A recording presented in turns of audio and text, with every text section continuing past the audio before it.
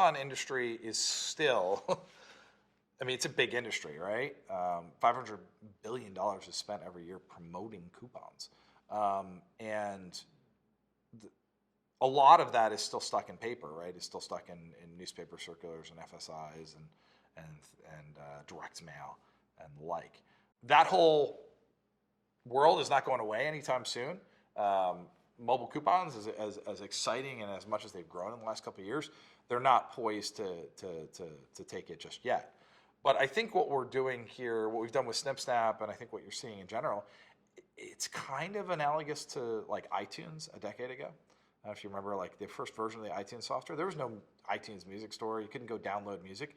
It was just like, at the time, it was just this like application you used to like rip your CDs and get them onto your iPod.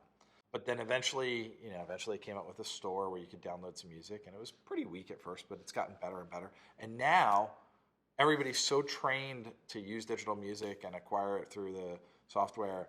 I mean, now everybody gets their music through through iTunes or Google Play or one of the other digital stores.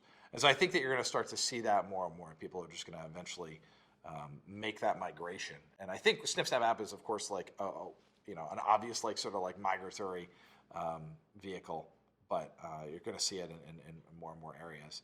A lot of money is spent in couponing, so there's a lot of potential upside.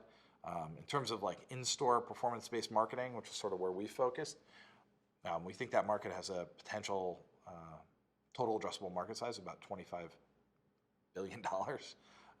So it's a huge market, globally.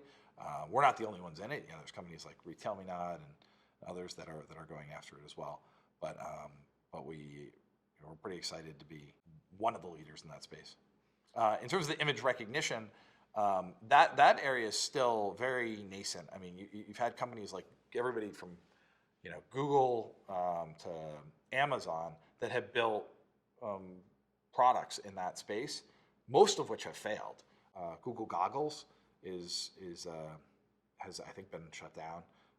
Even Google Glass is kind of like sputtering. I don't know if that has a future. Amazon's Flow, I don't know if you're familiar with that. That's like what Fire Phone uses to do image recognition technology. Hasn't quite caught on. So there's certainly been a lot of experiments, and it hasn't quite caught on with the mainstream consumer yet. But I don't think anybody questions that the potential is there, right? The potential to hold your phone up and just have it automatically recognize what's in front of it and hand you back some information about that is really exciting. And it doesn't just have to be your phone, right? It could be a camera, it could be goggles, it could be whatever. I think, if you'd asked me 5 years ago, are you going to be talking into your phone and dictating things? I would have said, no way. There's no way that's going to work well enough.